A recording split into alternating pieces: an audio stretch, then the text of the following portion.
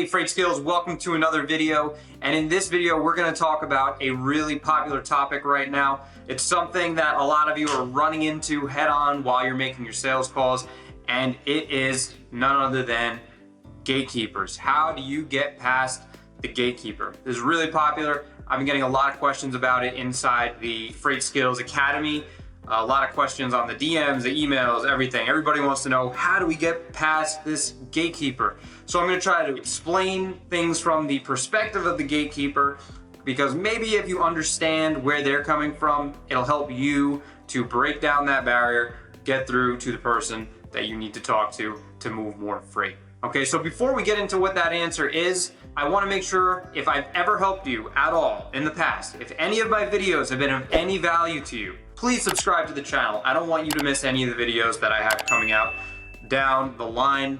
We put out the best freight broker and logistics content on the internet, hands down. I'll put that up against anybody. If anybody puts out better logistics content than me, please tag them down below.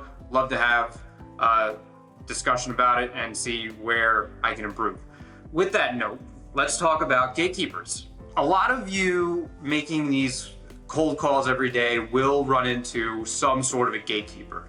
A gatekeeper is, in other words, a receptionist or somebody that is on the other end of the phone at another company who is in charge of screening calls. Their duties might be just secretarial duties, like answering the phone, checking people in for meetings. Maybe they just have a presence at the front desk, protecting the premises.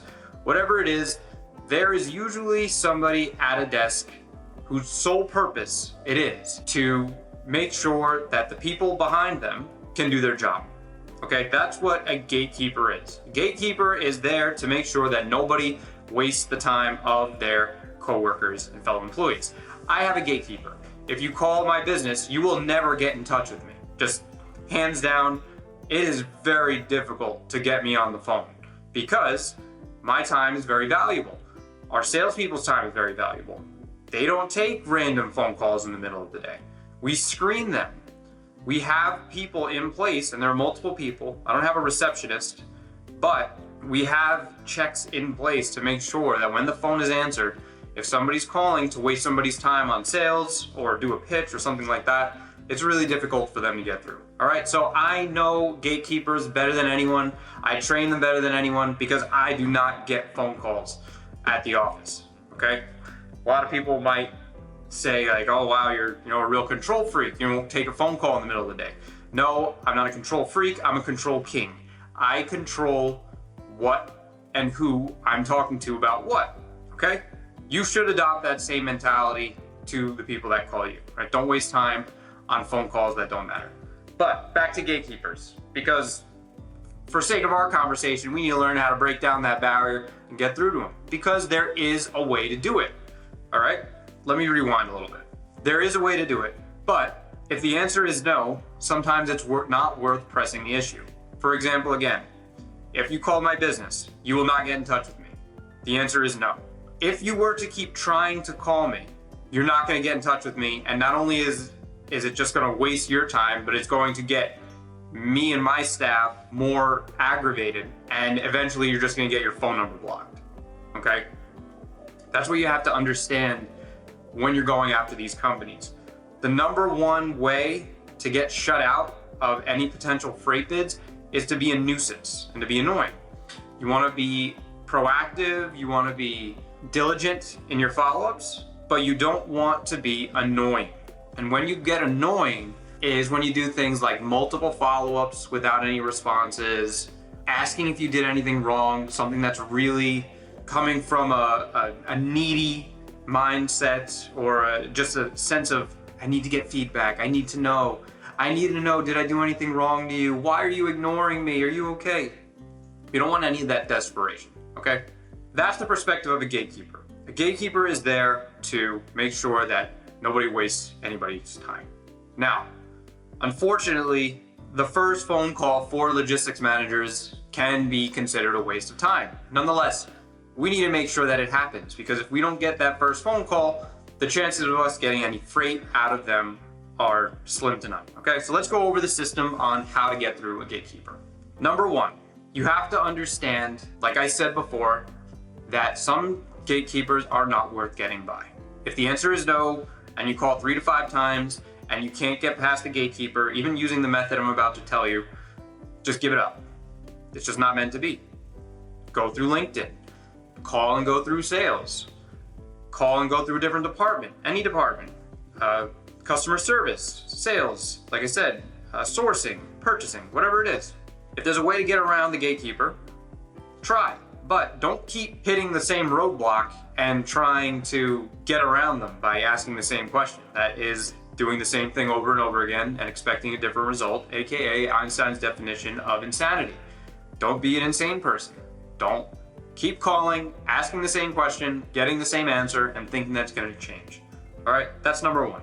Number two, when you're calling and there is a gatekeeper, the first thing that I would tell you if I were your coach is you might be calling companies that are too large.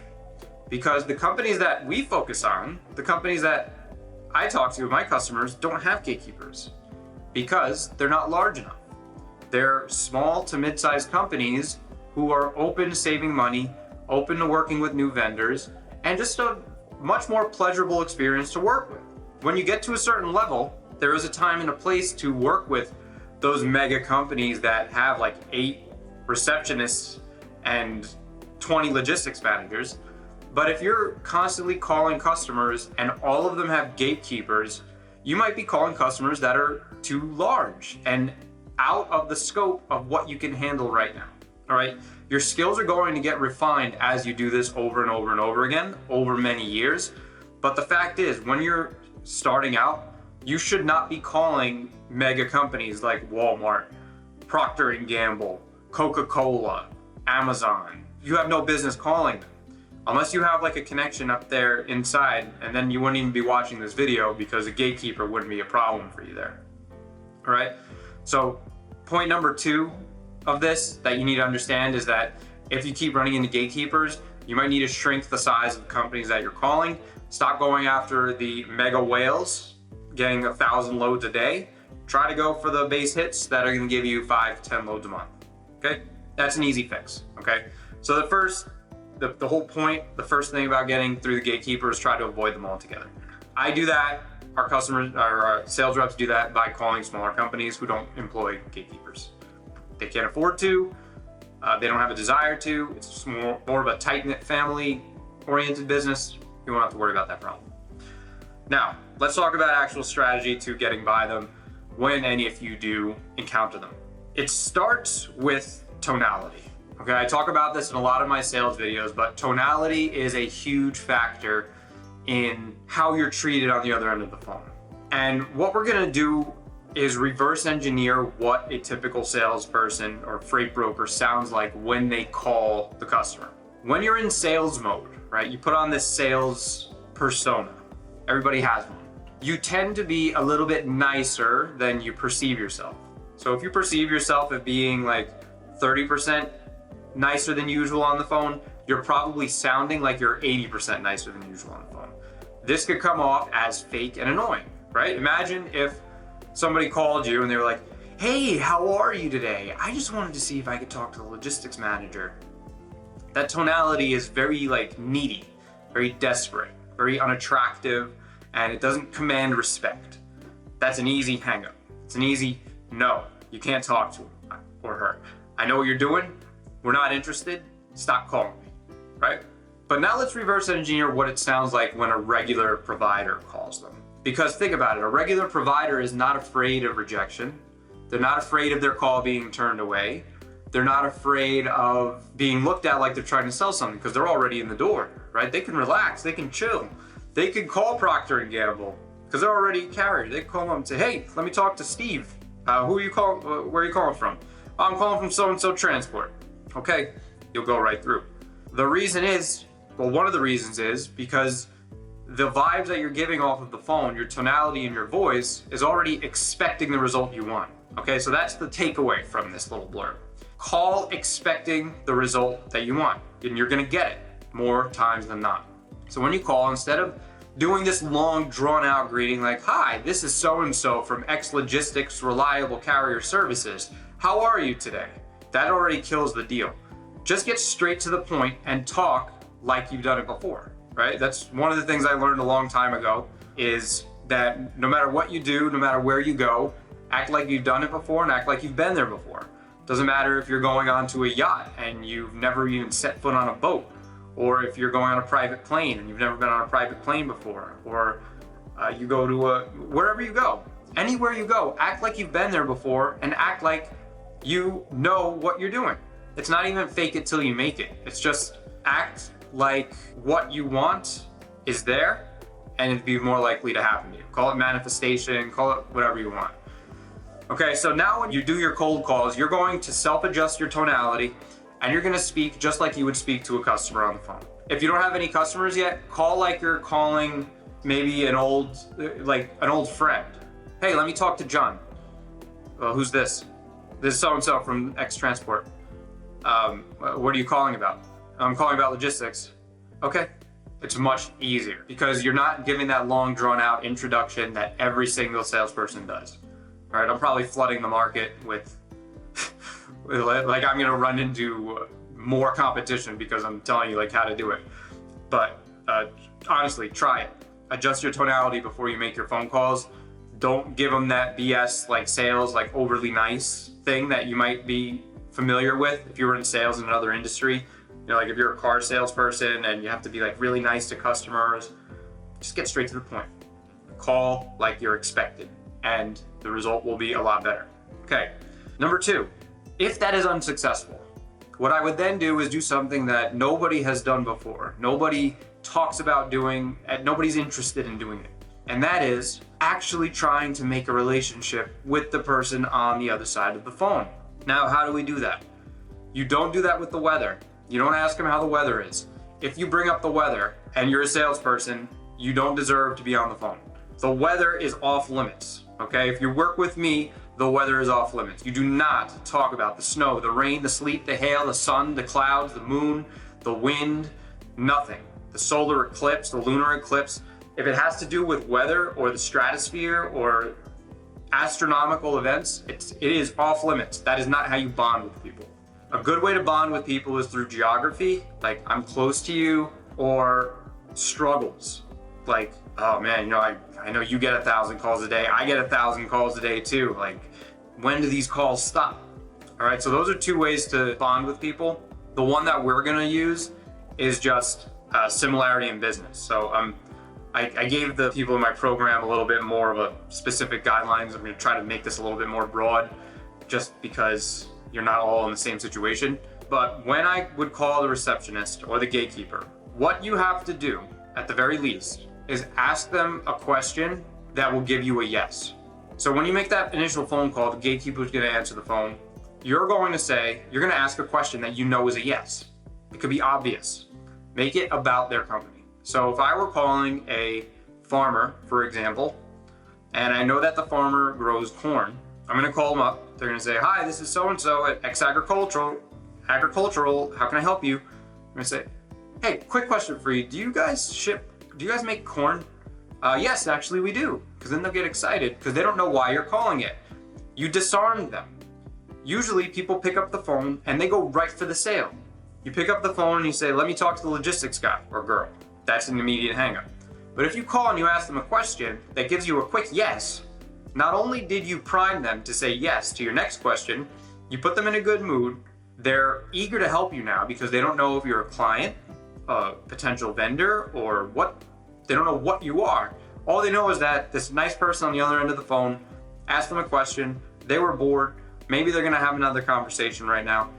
You're gonna get a much more positive response, all right? And you could do this for any industry. You can call friggin' Crest. If you call Crest Toothpaste and say, hey, this is Crest the toothpaste company, right? Yes, absolutely it is. How can I help you? Hey, this is General Mills with cereal, right? Yes it is. How can I help you?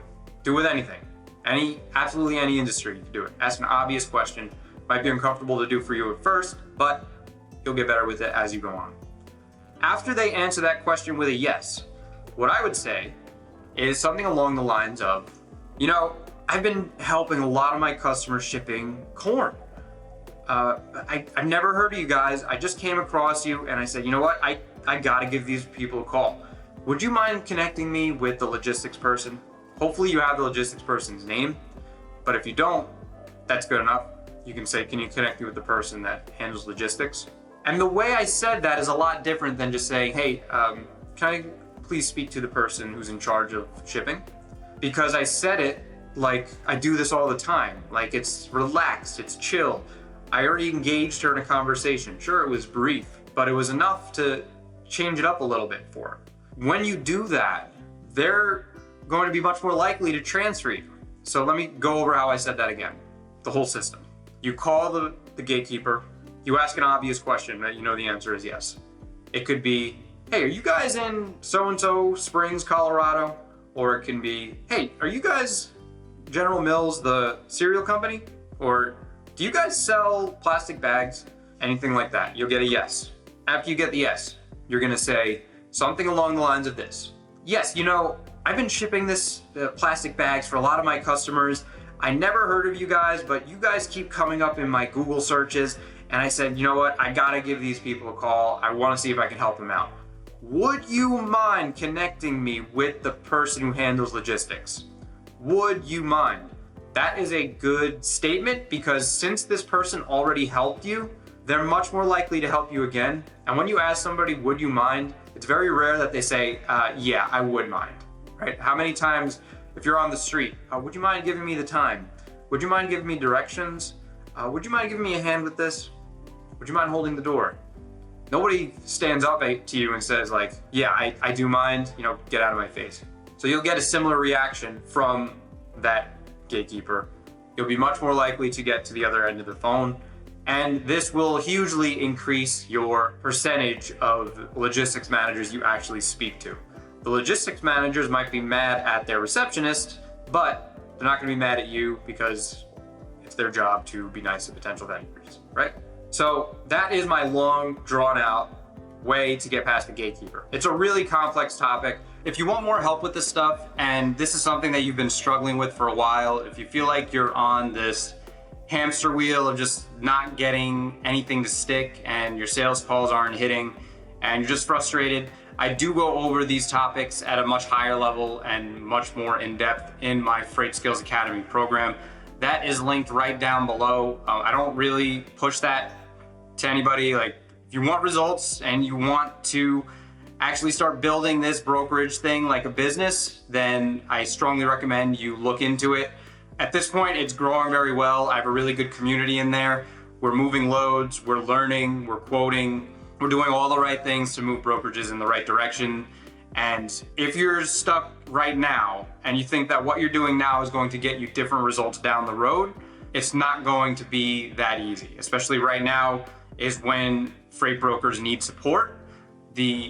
At the time of shooting this video, the industry is struggling. It's trucking along really slowly. A lot of truckers are going out of business. A lot of smaller brokerages are going out of business. And a lot of shippers are very, very slow.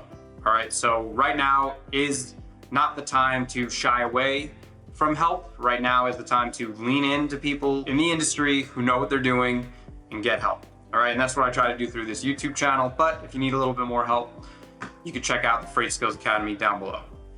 Now, before I go, I do want to privately invite you to join my Freight Broker Network. That's a free group where I hang out in.